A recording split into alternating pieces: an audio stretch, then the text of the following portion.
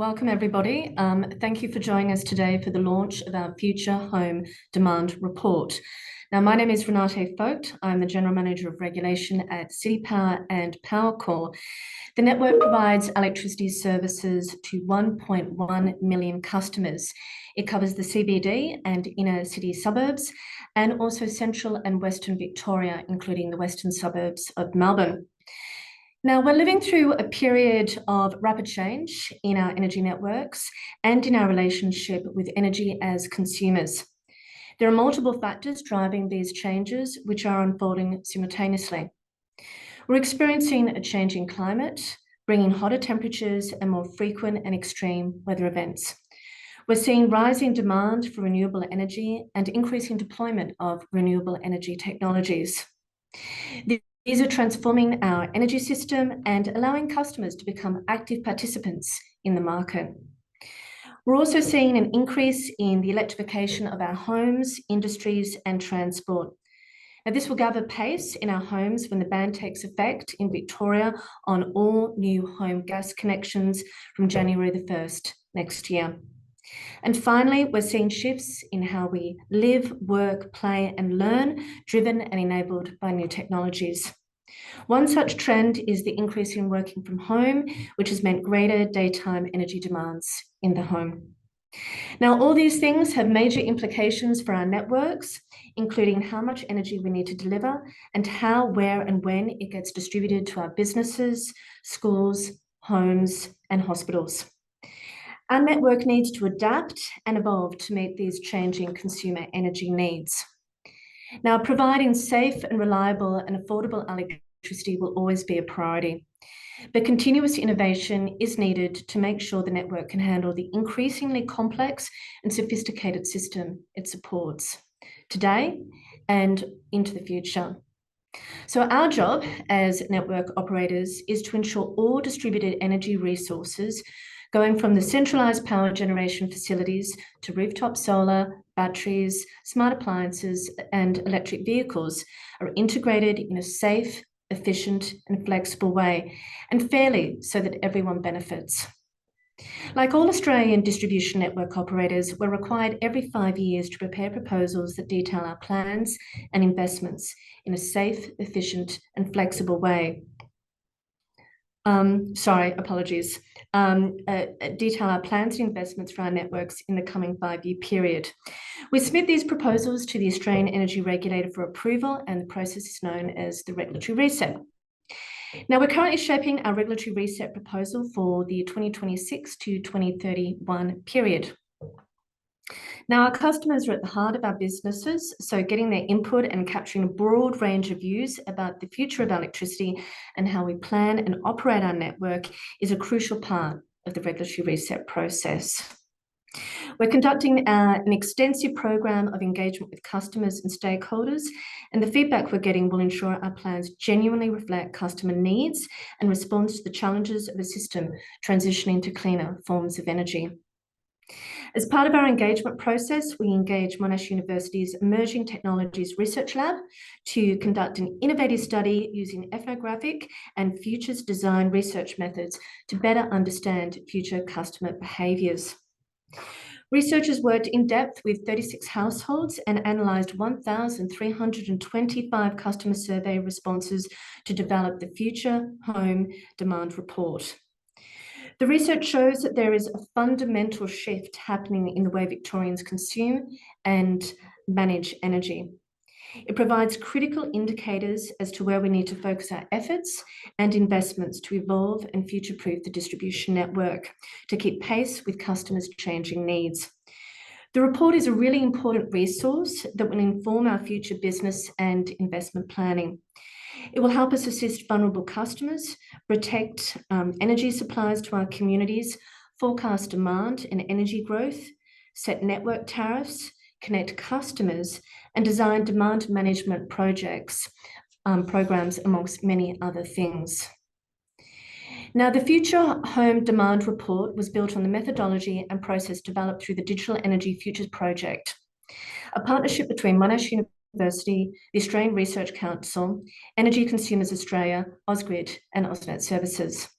Now, I'm delighted to introduce members of the research team at Monash University who contributed to this project. They all worked on the Energy Futures Research Program in the Emerging Technologies Research Lab, which undertakes research into the social, cultural, and experimental dimensions of the design, use, and futures of new and emerging technologies. Professor Yolandi Strengers is a digital sociologist and human-computer interaction specialist who explores the sustainability and inclusion impacts of digital and smart technologies, including emerging forms of AI. Dr. Kari Dungrill is a social anthropologist and ethnographer who studies the social and ethical aspects of energy production and consumption in Australia. Dr. Hannah Kosemeyer is a design researcher studying methods of critical engagement, co-design, and feminist practices. And finally, Dr. Farad Kavini is a multidisciplinary social scientist who explores the fields of energy and digital technology, future, and mobilities. After their presentation of the findings of their research, my colleague Brent Cleave, Head of Regulatory Policy and Compliance at City Power and Powercor, will explain how the findings are being used and incorporated into our future planning and regulatory reset proposals. We will have time for Q&As at the end of the session, and I encourage you all to post your questions in the chat section as we go, and we'll answer as many questions in the time we have available after the presentations. So now over to Yolandi and the Monash team. Thank you. Thanks so much, Renate, and it's a real delight to be here with you all today and to be able to share this new research that we've been doing on the future of energy demand in Victoria. I'd like to begin by acknowledging the traditional custodians of the lands that we're on today. So for me, it's the Bunurong and Bunurong people of the Kulin Nations, and I'd like to pay my respects to elders past, present and emerging, and also encourage you to do the same on any lands that you're on today. I'd also like to acknowledge that it's a difficult time for Indigenous Australians with the Indigenous Voice to Parliament referendum occurring on the weekend, and note that Monash is committed to supporting the Voice to Parliament. So as Renate mentioned, we're a group of researchers from the Emerging Technologies Research Lab. We really are interested in how people are going to live in the future with all kinds of emerging technologies.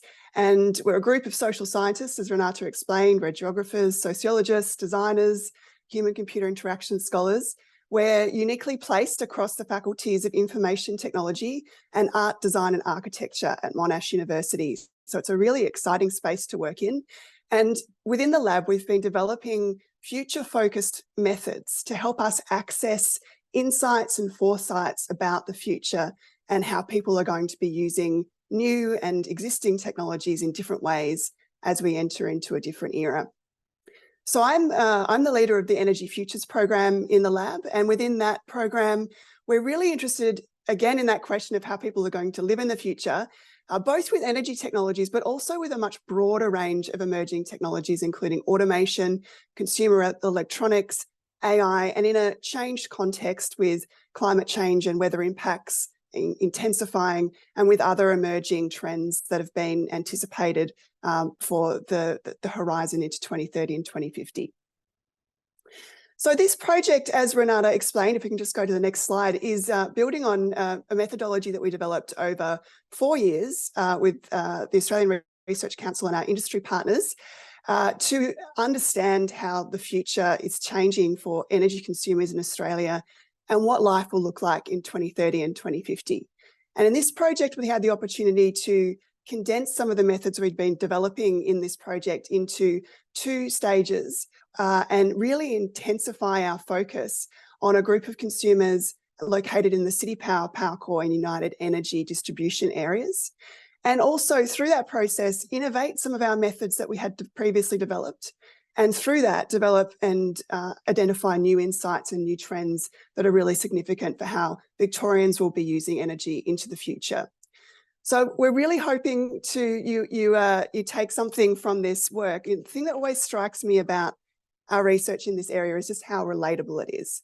You'll all relate to examples of people turning on, the air conditioning or some other technology for their pets, to working from home, to economizing within the home, maybe cooking more at home, or having more activities done within the home, or perhaps even for some of you changing the time in which you charge EVs, or trying to avoid things like storms and other extreme weather events. So this is all really kind of familiar and relatable research, but what's exciting about it is how we can kind of extrapolate what this means into the future and build it into a set of insights that can be used to inform energy planning and forecasting in Australia, taking that kind of everyday context and really making sense of what it means into the 2030, 2050 horizon.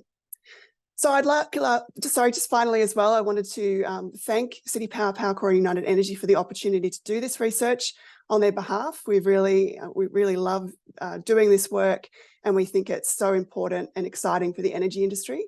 And I'd now like to hand over to my colleagues, Doctors Kerry Dahlgren, Farik Kaviani and Hannah Korsmeyer, to take you through the findings. Thanks, Yolandi. I'm Kerry Dahlgren. I'm going to be talking to you first about the sort of methods that we use for this research, and then walk you through some of the findings. So we had a really in-depth recruitment process. So we had a survey that was sent out to 176,000 customers of City Power, Powercor, and United Energy, and 667 of those responses were willing to pass on their details to Monash to be contacted for further research. So out of that 667, we used the information about them to select a really diverse sample of households to go do in-depth research with. So we picked 36 different households, and we went and did in-depth research with them. Sort of half of this was done online and half of that was in person. So we actually went into people's homes. We had them give us a sort of tour of their home and walk us through their everyday routines, sort of in the context of their home. And then we also did some design features research with them, which my colleague Hannah will be telling you about shortly. And finally, we used all of that research with the households to inform a survey that had 1,325 respondents across the 3 businesses. And this really helped us to kind of test the broader relevance of the findings that we were finding with that in-depth sample. So this is just a bit of a breakdown of the participants in the ethnography. So they were spread across the distribution networks, with a couple extra for Powercor and a couple fewer for City Power to reflect sort of the different populations of those businesses. We had a good even gender split, which is really important in energy research. We had sort of 9 culturally and linguistically diverse households, 1 Aboriginal household, and a good range of sort of ages, incomes, and sort of levels of technology. We really wanted to make sure that this research wasn't only with early adopters, but it also had people who weren't particularly interested in technologies, because they have a really important insights too that we need to be understanding. Then for our survey, again, good distribution across the different businesses, sort of 7% of culturally and linguistically diverse households, a good gender split, a bit more overrepresentation as men, as I said, is quite common in energy research. And splits of income that was pretty well matching onto ABS statistics. So we were quite happy with that. We also found that 15.7% of our survey respondents had experienced energy hardship in the last 12 months. And we defined that through a sort of a number of categories that showed that people were having trouble paying their energy bills. So it was really great that we were able to incorporate that perspective as well into the research. So we identified 51 different trends across all of these sort of 9 sort of what we called everyday practice domains. But these are just sort of key areas in the home that are using energy or substantial energy, and where digital technologies and energy technologies are playing a role in creating a number of sort of changes. So I'm going to go sort of briefly through each of these in the presentation, but there's so much more in the report. So if you're interested in this, I really recommend you go and look at some of the details. So we also used all of these trends and all of this survey results as well to think about these 9 future peak scenarios. So this is sort of where some of these trends might come together in particular configurations that may cause particular challenges for the grid, and how they might come with some sort of external elements like the rise of extreme weather or sort of new routines around working from home and holidays. So I'll mention just a couple of them in the details of the presentation. But again, if you're interested, please go back to the report to see more. So I'm going to start with mobility and charging. So we found that electric vehicle charging is really primarily taking place at home. And most people continue to expect that that's where they'll be charging their electric vehicles. Across the distribution businesses, it was, I think 77%, 77% of households planned to charge their electric vehicle at home or already charge their electric vehicle at home, with a slightly lower percentage in City Power's network. And we're also finding that people really want to maintain control over their charging. They're much more hesitant about automation for their EV charging. So in the survey, for example, 34% of people who either had an EV or were planning to purchase one in the next 5 years said that they would use a smart charger at home. But then when we asked them how they would want to use smart appliances in the home, only 3.7% of them were happy for smart appliances to be fully automated.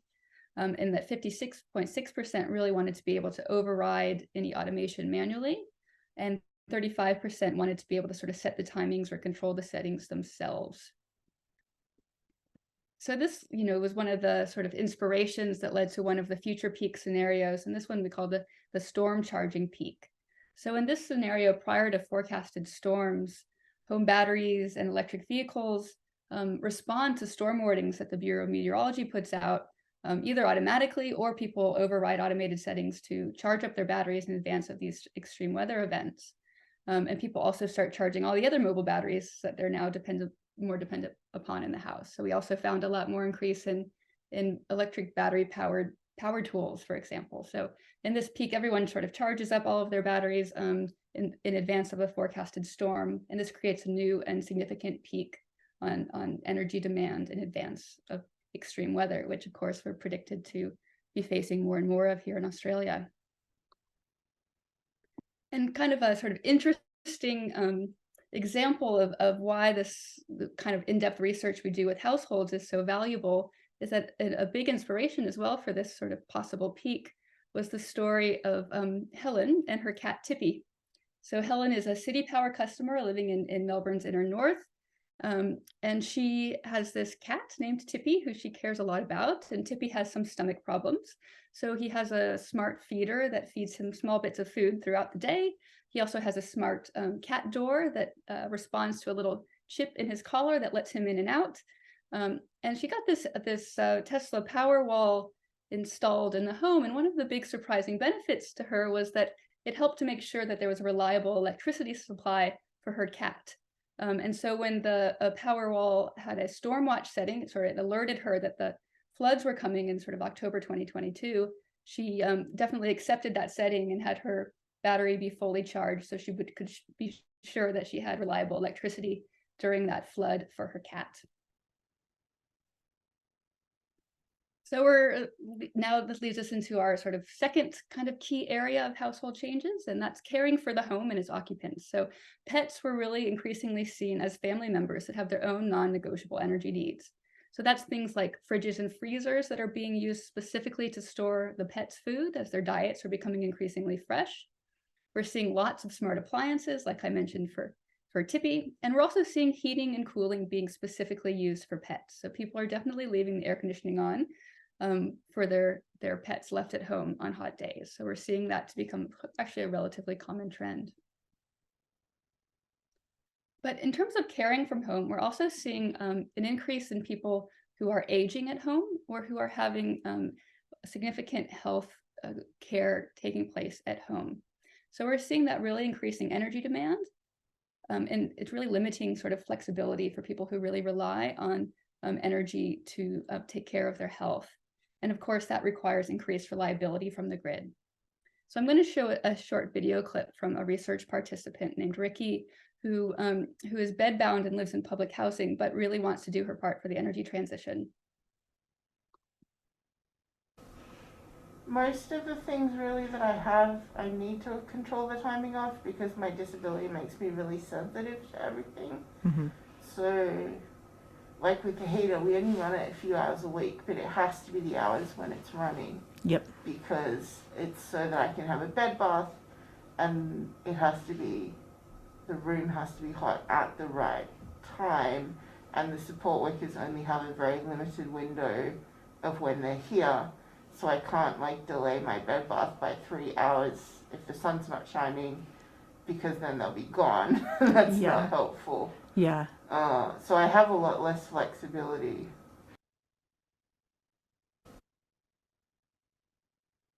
So the next set of trends are around cooking and eating. So we're seeing a proliferation of small electronic cooking devices, things like the Thermomix here, seeing lots of air fryers. And we're seeing that household electrification is kind of beginning in the kitchen, but it's occurring very gradually. So this sort of image here at the bottom of an induction cooktop plugged in on top of a gas stove is something we're actually seeing relatively often in homes who are considering switching to electric from gas cooking. And we saw that 20% of households already have an induction cooktop, and it was also the appliance that people were planning to purchase in the next 12 months. We're also seeing increased working and studying at home, or it's continuing since the pandemic. So we've seen that, across the total, about 50% of people are still working from home at least one day a week, but about 20% working from home 5 days a week. So there's still a lot of working from home that's happening even post-pandemic.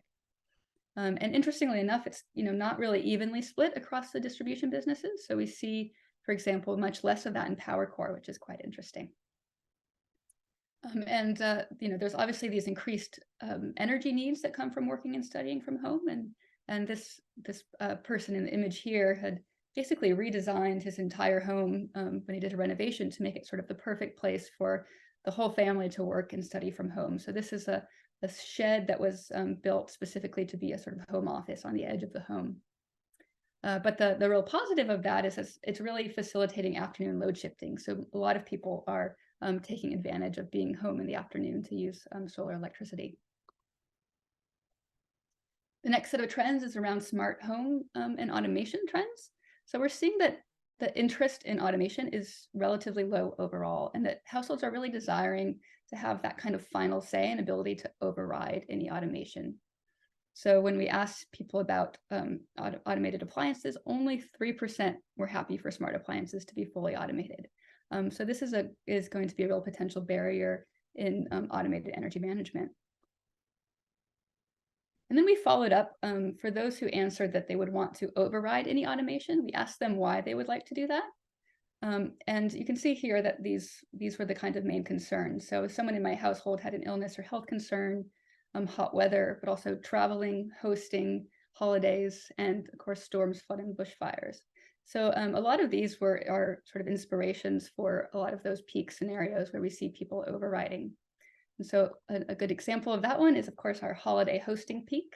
So this is a scenario that's particularly applicable to the sort of holiday areas in the United Energy and Power Core network, where in the sort of future scenario, we have really all of the sort of high energy uses that are common during the holiday season, running the air conditioning and maybe heating the pool, with little concern for the cost because it's a particularly special time of the year, or you're in a holiday home and you're not the one paying the bill.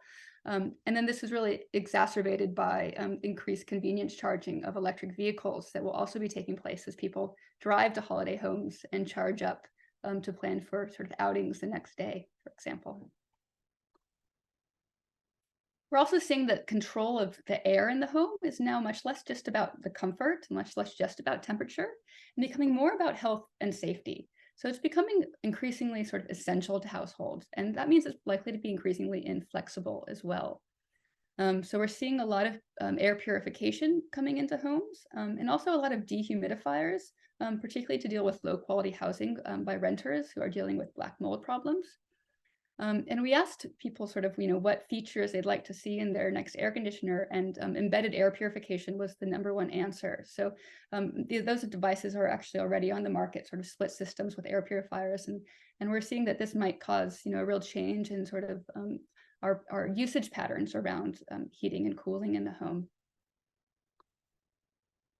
And then in terms of sort of cleaning, showering, and laundering and these kinds of household chores, we're seeing that there's still a real mismatch between sort of the energy manager of the household, the sort of person who manages the energy technologies in the home, and then the person who does a lot of the household cleaning and a lot of the household chores. So this is another short video clip of just sort of showing how that mismatch can be works out in practice. So they're talking about, they have solar panels in their home, and they're talking about the laundry.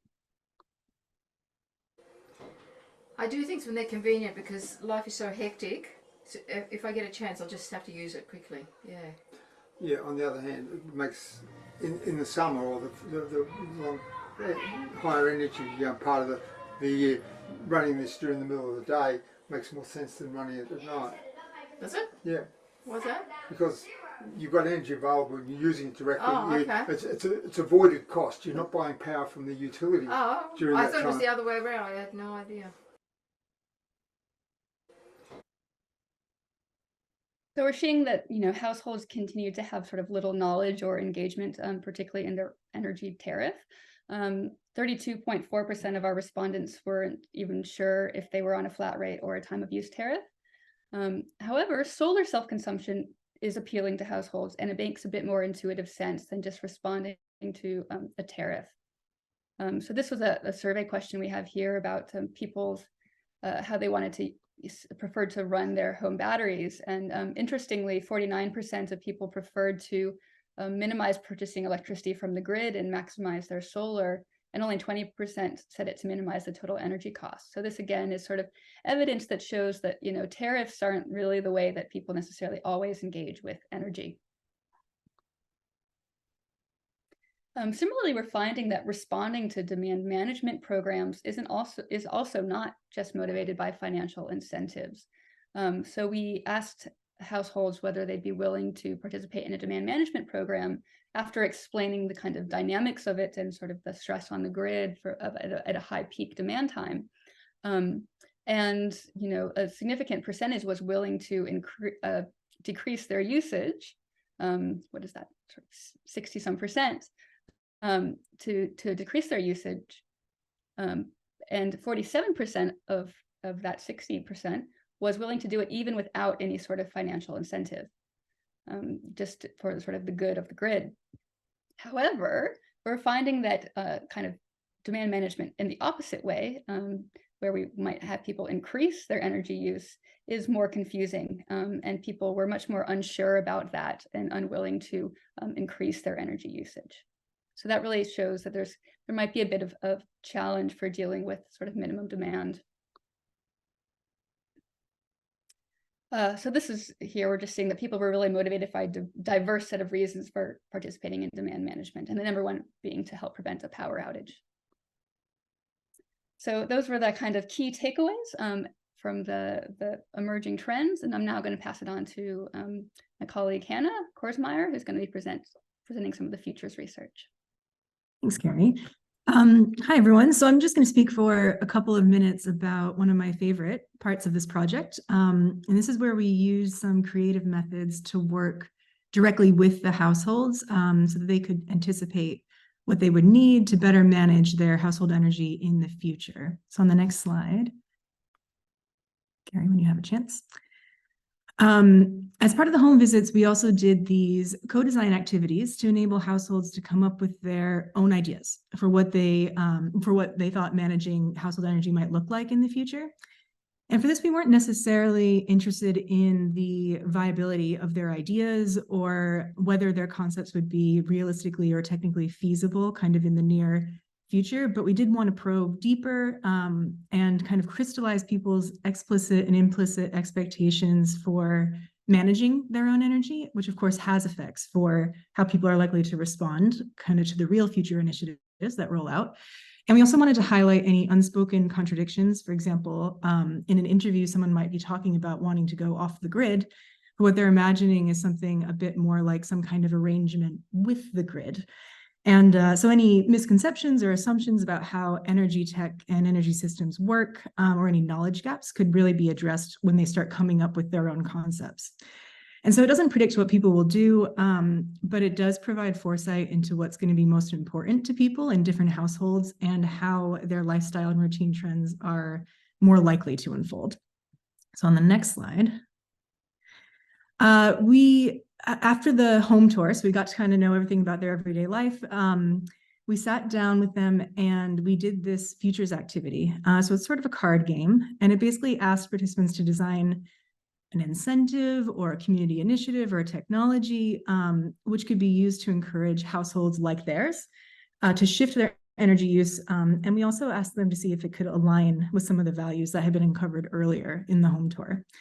So on the next slide, you can see that there were a variety of values that households expressed that they wanted to prioritize in the future. And in particular, people were really environmentally conscious, or they had some other sort of social issue that they were really passionate about. And on the next slide, we also saw this kind of sway, I guess, of values in terms of what people were doing, reflected in the results of the survey that we ran as well. So while in the home visits, we were able to do a deep dive into people's routines and their personal values and priorities around comfort, health, and safety, which is driving their everyday energy use. This also showed up when we just asked them in a survey question, what was most important for people? And you can sort of compare that maybe to the 24% of the survey respondents who listed cost effectiveness as their top value. So on to slide 33. This wasn't a quantitative study, but participant ideas did have kind of these recurring themes, which we've illustrated here. And the way that participants framed the challenge that they were trying to solve was really interesting. So some ideas were just kind of straightforward technological solutions. So maybe some sort of meter or energy monitoring device on a certain appliance in their home. But other ideas highlighted their assumptions and desires for different kinds of public or private services, or very specific place-based interventions in their local area, and even different or new kind of personal or community activities and social practices that they expected might start happening in their area in the future. And I'll highlight a few examples on the next slides. So in terms of new technologies, many people imagined mobile or smaller and more affordable batteries as a way to participate in the transition. And while both renters and homeowners suggested these ideas, it's worth mentioning kind of some of the inequalities in current access to DER technologies for renters and lower income households. And this graph from our survey shows how renters currently have much less solar than homeowners.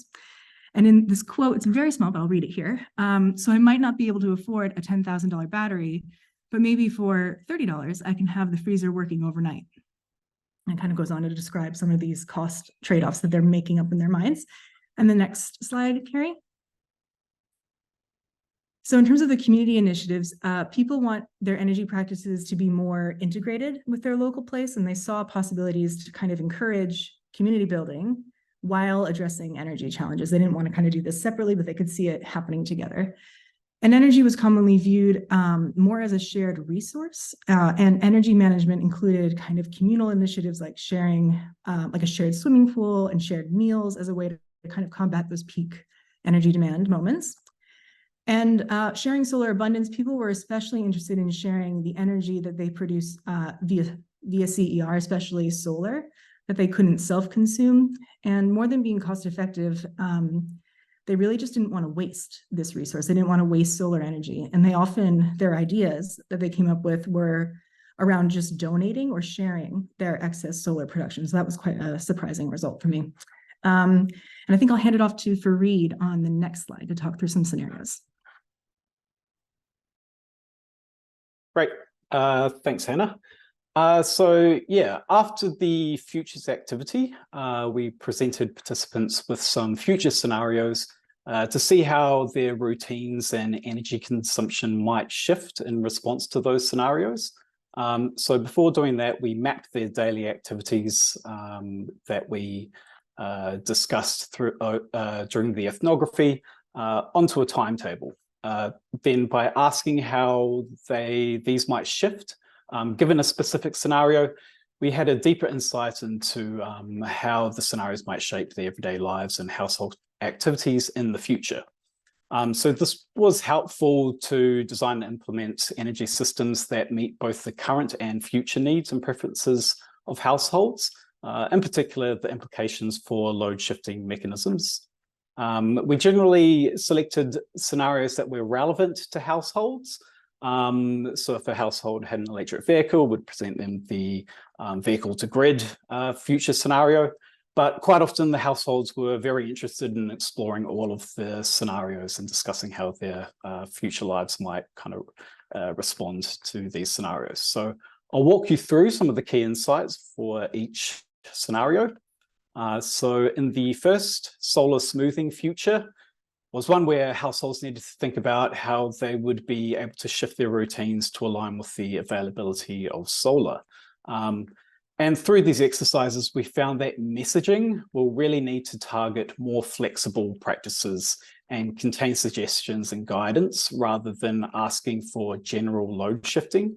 And this could help households accomplish their daily tasks, even without smart appliances and automation. And we'll see how non-flexible some of the routines were on the next slide. So regarding flexibility and the load shifting of practices, we found that the most difficult practices to shift to the middle of the day were cooking with electric and showering or bathing. So over 50% of households would find it difficult to shift their showering and bathing routines. Whereas using the washing machine, dishwasher, and clothes dryer were more easily moved to the middle of the day. And one of the top reasons that people gave for finding it difficult to shift was that people needed to do things when it was convenient for them. And also not being at home during the day was identified as a key reason for not shifting, not being able to shift the timing of practices. So in the next scenario that we presented to them was an afternoon hot water future, where hot water is cheaper and more readily available in the afternoon. We found that for households, messaging will really need to carefully explain that any changes would not impact on the availability of hot water for existing showering and bathing routines. Most households said shifting use would be either difficult or very difficult. So many were concerned about not having sufficient hot water at the exact times that needed. And this is mostly between the hours of 6 a.m. And 10 a.m., where around 49% of respondents showered or bathed.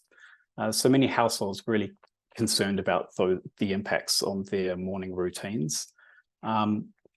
In the next future that we presented, alongside showering, cooking with electric was reported as the most difficult activity to shift. 52% of households reported it would be quite difficult or very difficult.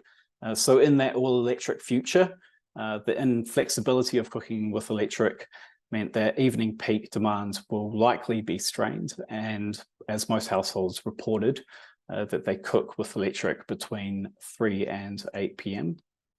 In the next future, the extreme weather future, many households found it quite easy to envision the significant shifts that will be necessary because they had recently experienced interruptions from recent weather events. So for energy forecasting, it will really be necessary to incorporate climate projections to better prepare for the changes to household routines that will accompany the increased summer temperatures and extreme weather events. In the next future that we presented, future card, the vehicle to grid scenario was really seen as integrating well with existing routines. It was received with a lot of enthusiasm from many households, more so in rural areas where backup energy sources were regarded as essential, especially given recent extreme weather events. This also helps to explain why households were apprehensive about direct load control of their EV charging. The unwillingness to hand over control will likely limit the availability of vehicle-to-grid technology to support grid objectives. And it may also create some new charging peaks. And I think we have a video on the next slide. If the grid operator has access to my power, there'll be times when you'll want to take some out, obviously. Now that reduces the range that's available to me. I'm planning to drive up to Barringup or Castlemaine or Bendigo or wherever, and when I go to use my car, I find that half the power's been taken out, half the energy, not power, energy has been taken out to put on the grid, and I don't want that. I want a full charge available when I want it. Yeah, so I'm a beginner. Great. Thanks so much. Good afternoon, everyone, and thank you for attending this session. My name is Brent. Right, just getting some technical assistance here. There we go. Excellent. Thank you, everyone, for your patience. My name is Brent. I am from City Power and Powercor, and I work in Renate's team. The research that the team has taken you through is genuinely, I guess, in our view, a landmark piece of work. Traditionally, the way that we've gone about forecasting how things change across our network has largely been based on historical trends that might extend back 10, 15 years, depending on data availability. What we have seen, though, in recent times is that customer behaviour is changing, and it's changing very rapidly. And to continue to rely on trend-based analysis to predict what might happen in the next 5 or 10 years is no longer going to be accurate. And unless you adopt your techniques and find different approaches, you're going to find yourself forecasting and being behind the game. So what I wanted to talk through today was how we're actually using the research. The research is obviously great, but unless it's put into practice, a lot of the value of that research is wasted. And a lot of the challenges at the minute is that a lot of the research is qualitative, and that means it does require still some subjective judgment as to how you approach different things.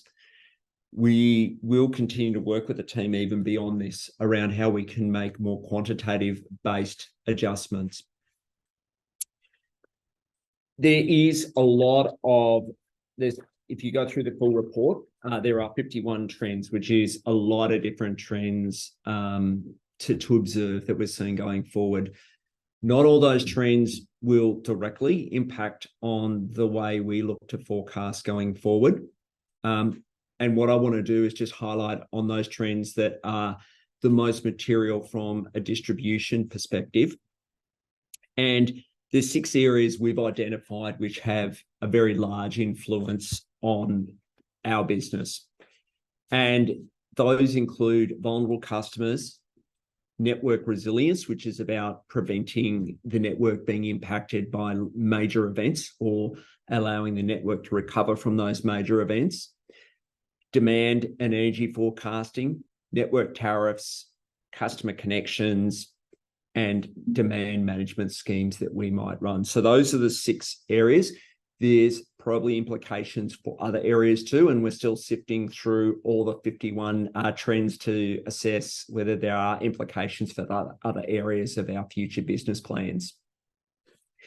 So if I initially touch on vulnerability, and there's, as Kerry highlighted, there were a significant percentage of vulnerable customers identified through the study, around 15.7%. We're also aware outside of the study that the energy transition and cost of living pressures are coming through as really important drivers for customers going into the next period of 2026 to 31. So we're very alive to that and our need to cater for that through our future plans. The trends that we identified that are the most important around our approach to vulnerable customers are the caring at home, the desire for advocacy services or advice, access to new technologies for vulnerable customers, the storm charging peak, the sharing of solar, and this comes from a lot of people in vulnerable customer situations don't have access to solar, and demand management. There's a number of different things that we are looking to tackle in this place. First is much closer work with a lot of the agencies that directly deal with vulnerable customers. We're not necessarily the best vehicle to interact with vulnerable customers, but through cooperation with other agencies, we believe we can reach out to those customers and help improve how they can manage their energy much more efficiently, and take advantage of different tariffs and different demand management opportunities that they may not be aware of today or don't fully understand.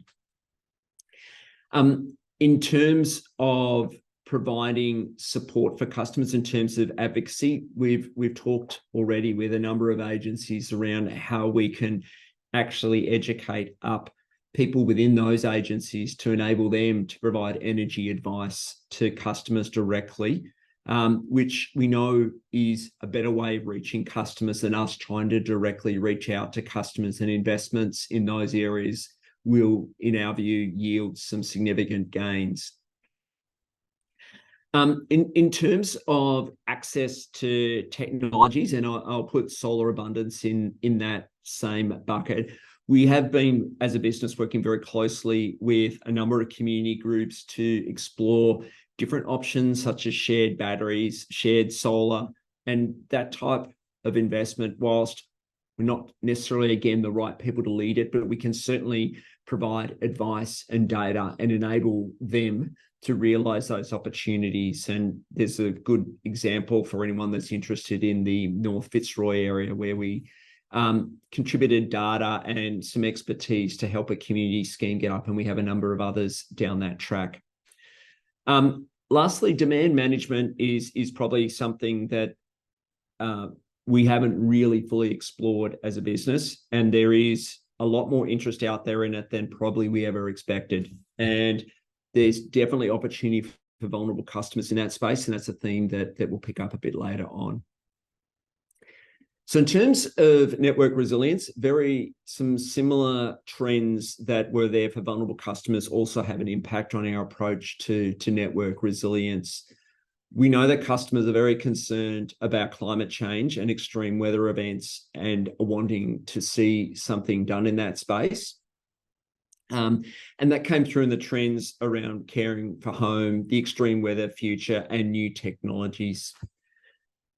What we've found, network resilience is very community specific, and what one community wants, the other community doesn't necessarily want. And so whilst proactive, it's impossible from a network perspective to ever eliminate a major event happening. What we do want to do is work with those communities about how we can minimise the impact or minimise the risk of those having a long sustained outage. And so we are looking at a number of proactive resilience investments that we'll be working through with the communities that are most exposed to major events. Similarly, around caring for home brings in the issue of life support customers. Many of our customers who are being cared for at home are also life support customers, and we're having a review of our planning and management approaches during outages to try mitigate any impacts it may have on those customers going forward. I guess one of the really interesting things, which again Kerry highlighted, is this, and it came through Tippy the cat example, is that a lot of these EV devices or energy storage devices are connected to alerts through the Bureau of Meteorology, and that triggers automatic charging.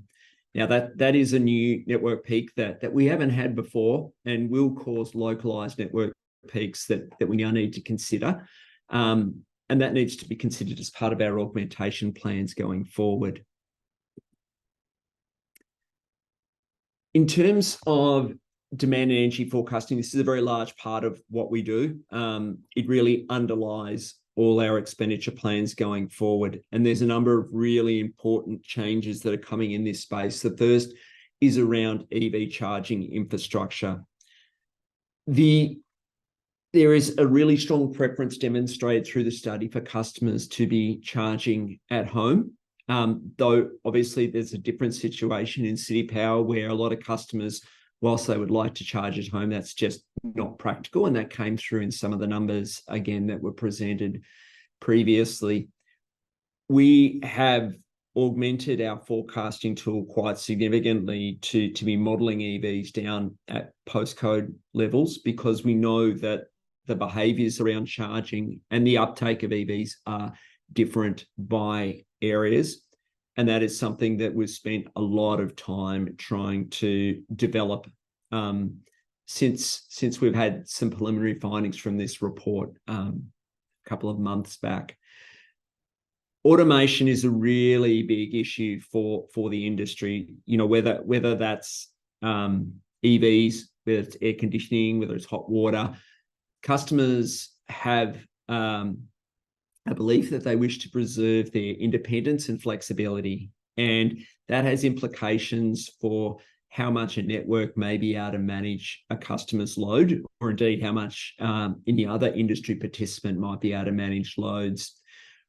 We have to make a series of assumptions when we go into this, and our assumptions have certainly been relaxed. Originally, when we were looking to forecast, we had assumed quite a high level of automation. We have relaxed those assumptions following the advice we've got from this research. I will move next to network tariffs. So there's a number of issues around network tariff that were really important that came out of this. The first was the limited impact price signals have on customers. Many customers didn't know the tariff they were on or understand the tariff they were on, and that has implications for how effective they can be as a tool for managing customers' consumption. Equally, that needs to be the level of education around this, and what was considered or what would be needed to encourage desirable behaviour was not readily prevalent to customers either. So there's a huge amount of work to do in this space to even get to a point where tariffs could become effective. That being said, there was also a lot of opportunities. Working from home and studying from home offer opportunities that we haven't had before. We've now got people at home through the middle of the day, where we do want to encourage more consumption going forward, as a lot of the residential solar that's operating across our networks today is producing during those times. And if we can get more load through those times, it's going to result in a much more balanced network. Today, we've been trialling a tariff that's effectively zero through the middle of the day to try and encourage more load.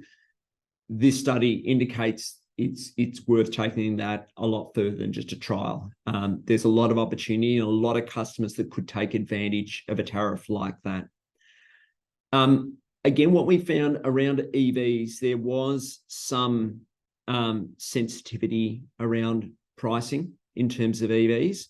And so it's another, whilst we don't have a product today that I can talk about, it's an area we're spending a lot of investment in trying to develop something that we can use in future in the EV space and to encourage charging through the right times of the day. But I think on a lot of other areas, we also learned that whether it's thermal comfort, whether it's electrification in the kitchen, those areas would be very, very difficult to incentivize customers to make changes. Connections is another very large part of what distributors do. You know, for our businesses, this is actually over half of our capital program. This involves connecting new customers to the network, and there's a lot of changes identified through the report that impact here, whether it's around mobility and charging, cooking and eating, caring for home. They all result in changes in the patterns of behaviour that we'll see going forward. And that means that we need to look very carefully at what we charge customers when they connect to the network and what costs are picked up by existing customers across the network. In summary, we're having a really close look at the load profiles. And so when I say load profiles, this is the average consumption you can expect from a customer through the day. Those are being looked at and modified to reflect the changes that have been identified through this report. I won't pretend that it is a heavy quantitative exercise, because at this point we don't quite have the technology to do that. So there is an element of subjectivity to it. But through trial information, through this research, through other pieces of work that we have ongoing, we have some confidence that we'll be able to look at the profiles and adjust those for what they might look like going through 2026 to 2031. And lastly, I want to touch on demand management. So we haven't, our three businesses certainly haven't been the most active in this space. And a lot of that's come from a belief that there's not a lot of appetite out there for demand management. I think the research shows that's not the case. And there was a lot of interest in that, even in situations where there wasn't a financial incentive. And that includes, and that doesn't need to even be specific demand management schemes. It can be identifying and educating customers on the benefit of time of use tariffs. And that's something that we've had a really low take up on. It can be creating greater awareness of critical network peaks, because it was identified through the research again that customers are willing to modify their consumption at times of critical network peaks for the common good. And that's something that we should really be considering. And there still is a level of interest where there's financial incentives involved too. And that's certainly something that we can look to configure into future schemes to design them so that they are more attractive to customers. That is a really high level overview of what we're doing. There is a lot more work that will come out through what you'll eventually see through our draft proposals as we work through all these trends and review their relevance to all of our expenditure programs and also the services that we offer customers going forward. It's an exciting future. So with that, I think I'm handing back to Renate. Thank you, everyone. Thank you so much to the Monash team and Brent for their presentations. I do encourage anybody who has any questions to post them in the chat room. So now we have some time for some Q&A questions. The first question is in relation to tariffs. So Karen has asked, is the low level of awareness of what tariffs people are on a concern, and what can be done about this? Brent, would you like to respond to that question? Sorry, Renata, can you just repeat it again? Sorry, I was getting my computer adjusted at the same time. So as the Monash research found, there is a low level of awareness in terms of what tariffs customers are on. So is this a concern, and what can be done about this? So do you want to have a go at addressing that? And we might ask Monash for their view as well. Tariffs, yeah, so tariffs is a very complicated area because certainly from a network perspective, the tariffs that we charge then get added to a retail proportion as well. So the price signals that we might send to customers end up getting muted, if you like, in the final price that customers see.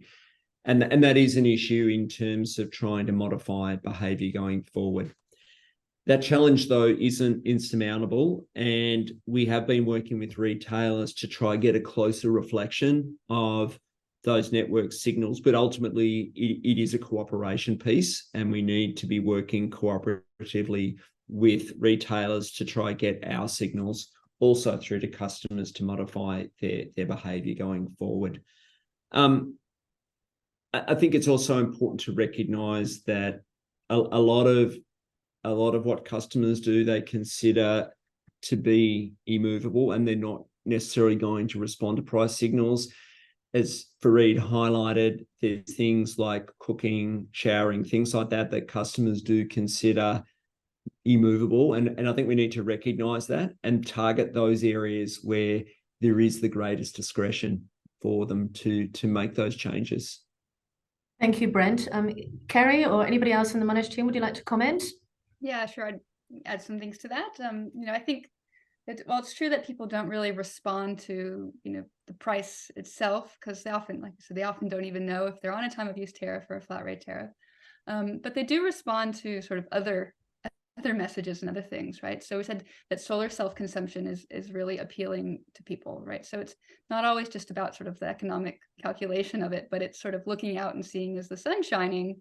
And that means maybe I should do some chores now. So those kinds of messages work really well. And a lot of people have established routines that are built on previous tariff structures, or actually continuing tariff structures, because actually they're most people don't actually have a tariff that reflects that sort of solar supply peak yet. So a lot of people still continue to do things overnight. So one of the particular technologies was sort of running your dishwasher overnight is still the kind of the way most people were using it, but it was also one of the practices people said they could easily move to the middle of the day, right? So there's some of these routines and things that are actually kind of low-hanging fruit for some of this demand management approaches that are less about just the particular tariff, but really what the tariff signals, right? Which is the abundance or scarcity of energy that people are responding to. Thank you so much, Kerry. And certainly, clearly, there's a lot more that we can do in this space to educate customers on what tariffs they're on. All right, the next question is from Amy. How long before the network is up to allowing us to charge EVs in our home? So I think that's a Brent question.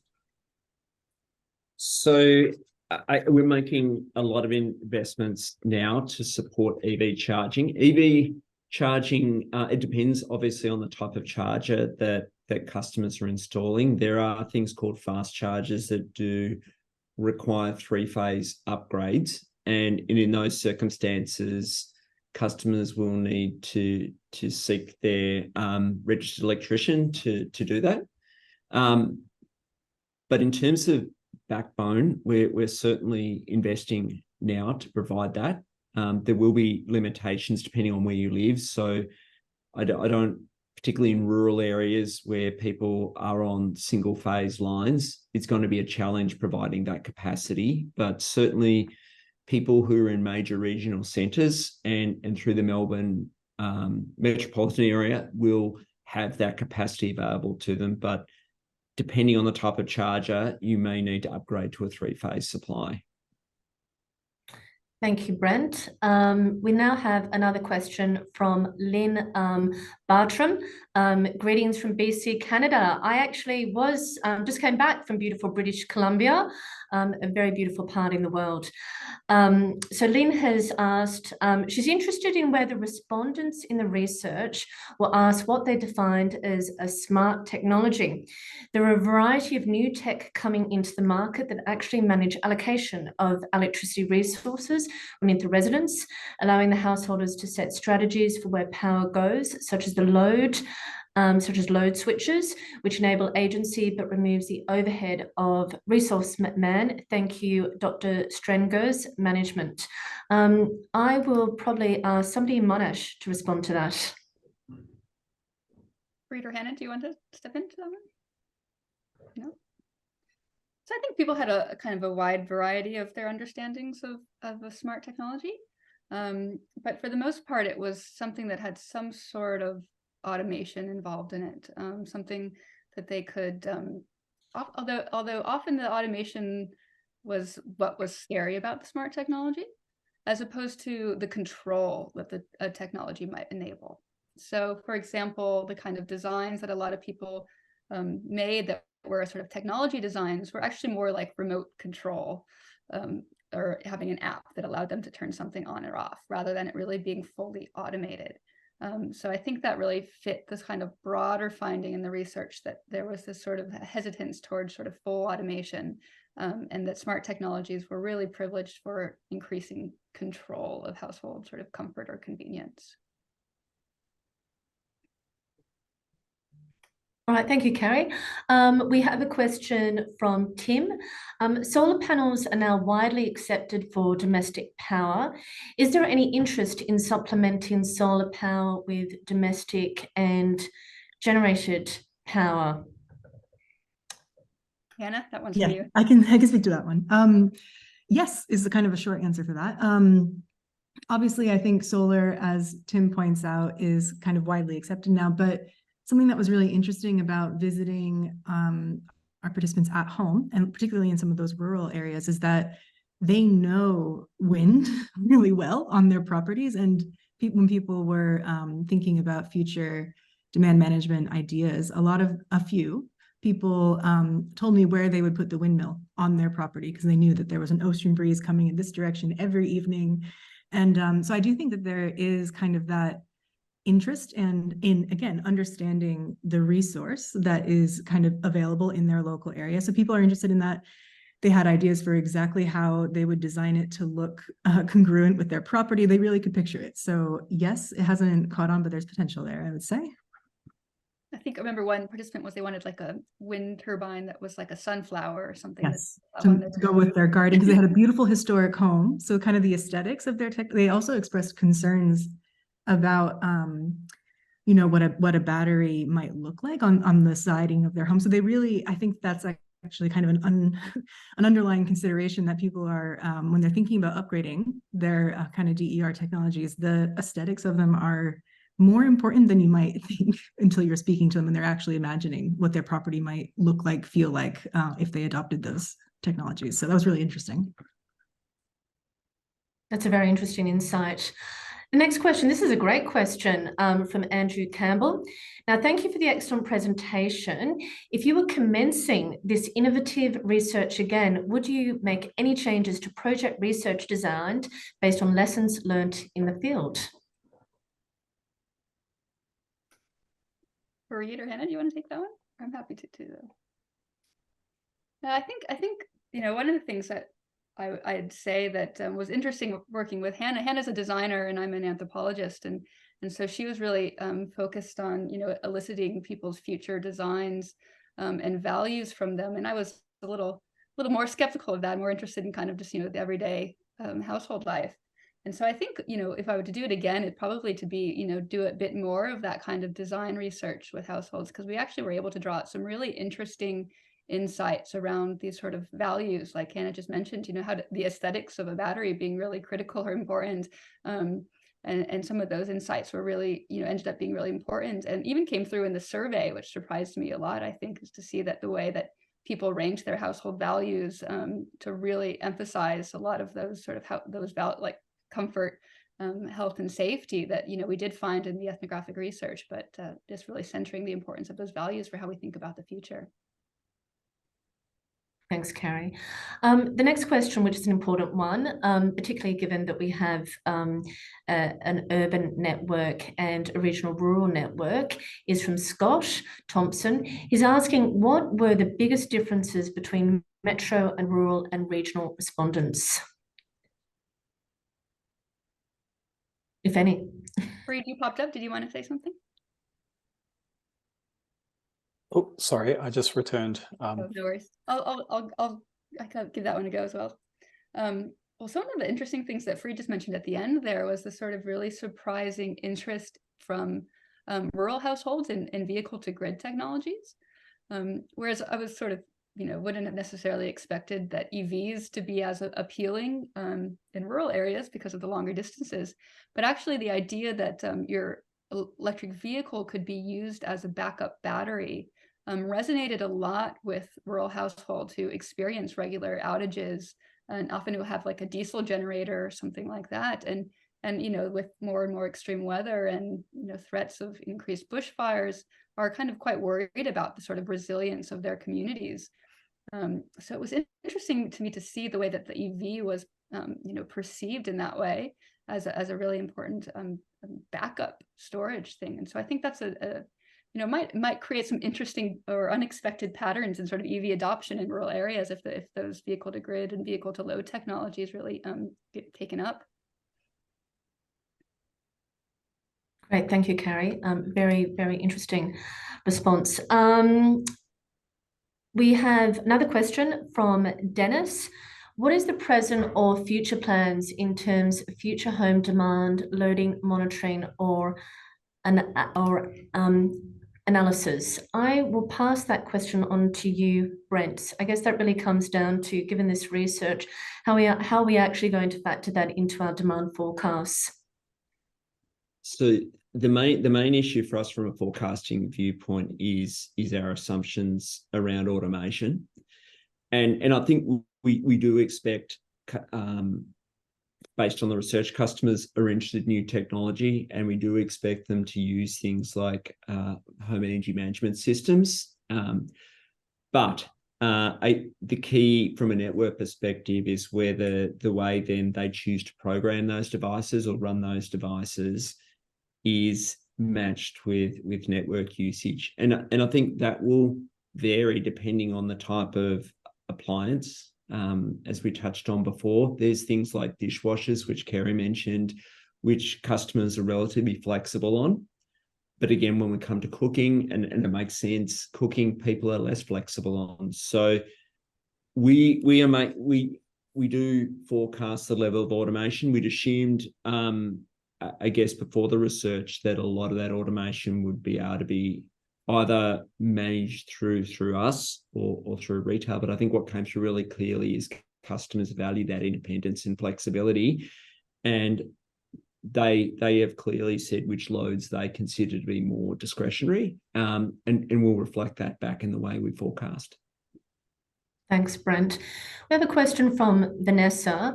Were any of the participants involved in existing demand management programs or VPPs?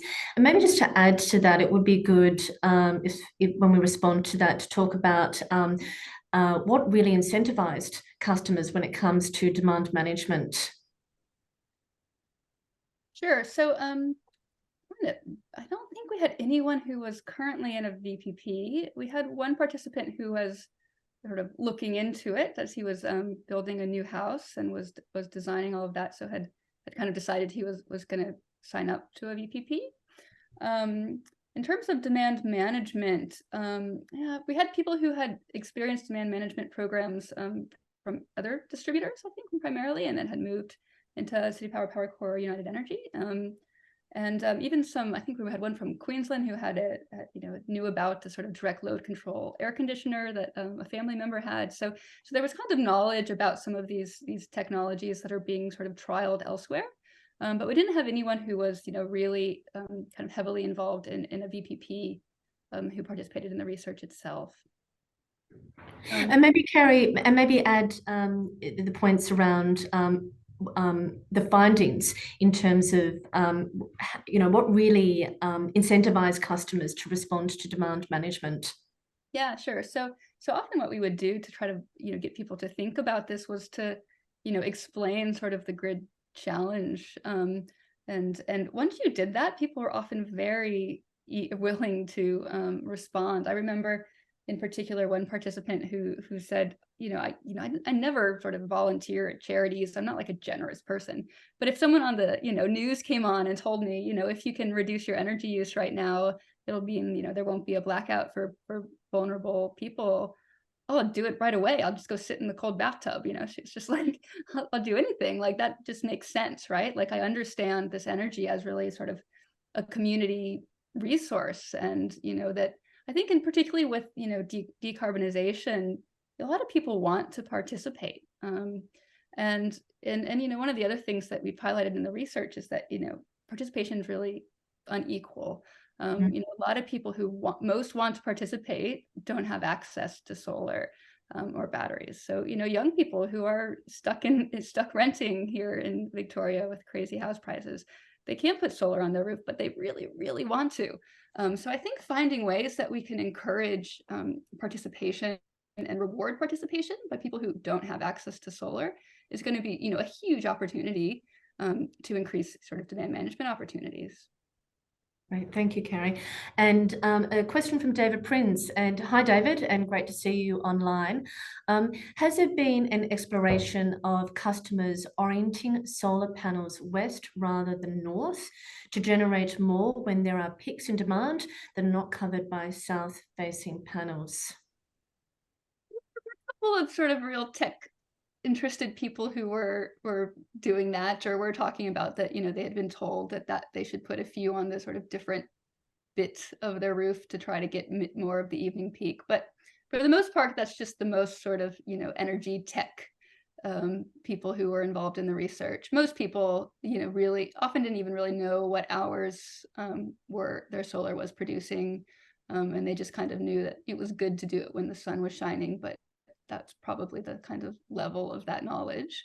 And, like I showed in that video of the household doing, the laundry, sometimes they didn't even know at all. I mean, That was a great for one. example, where, while we were talking to them, the wife learned that they did have solar panels. She didn't even know that, right? So there's sort of a lot of these tensions around, knowledge about energy, and then how we actually just live our everyday lives with energy. So there are some challenges there. Yeah, how we live everyday life with the people around us as well. Because again, going back to the importance of the local area where everyone is too, I'm thinking of one household that had very carefully, very strategically positioned their solar panels on their roof to get the maximum sun at the right times. And then some new energy efficient apartments went up right next to their property, casting shadows on those solar panels where they had been strategically placed, and it didn't quite work anymore. And that, even though they were kind of, 5-star energy rating new apartments, it was completely sabotaging that individual household's efforts. So yeah, I think taking into account kind of exactly what's going on in that neighborhood beyond the household is important as well for these strategies, but just chiming in that anecdote. Thank you. I think we've got time for one more question. David has provided us with, has sent another question. Has there been an exploration of oh, sorry, I already asked that one. Was there any testing of how positive or otherwise investments in PV or storage has turned out compared to what the salesperson promised? This is a very, very good question. Yeah, again, this was something that, the most energy tech savvy people kept really good records of. One participant had 10 years of records of every single day of how much the solar produced and how much it fed back into the grid. And so for him, he had a very clear date at which it was paid off and, was efficient. But otherwise, we haven't. Most households, again, don't really relate to it in that really calculating way. I think they're all just sort of, hoping eventually it will pay off. But I think even more now, people who are installing solar sort of in the last couple of years where the feed-in tariff's really low, they're more interested in offsetting their own energy use. They're interested in some of these things around sharing their excess solar, because they realize that the sort of financial returns of exporting solar, aren't necessarily that worth it when they really see their solar as doing something good, good for the community, good for the grid. And so often, the kind of the discourse now where we're saying, solar might not always be so good, is quite frustrating for households because they, like, I got this to do, the right thing.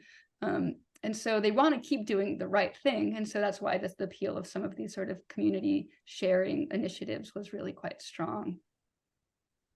Thank you so much. And apologies, I see that we've got more questions coming in, but sadly, this is sadly, that is all we have time for today. Thanks so much to the speakers and to everyone on the webinar for taking the time to attend today's session. The conversation continues, and we do have a packed schedule of engagement event activities over the coming months, capturing a wide range of perspectives to inform our future network investment plans. We will be sending all attendees a follow-up email, and this will contain links to the full Future Home Demand Report online. The follow-up email will also include links to our Engagement HQ website, where you can register for updates and stay abreast of the outputs of our engagement activities. Now, there will also be opportunities for you to have your say on our future network plans, so do check it out. We want to hear your views, and please feel free to share the links with your friends and colleagues. So I really enjoyed today's conversation. Thank you again for participating, and please enjoy the rest of the day. Thank you.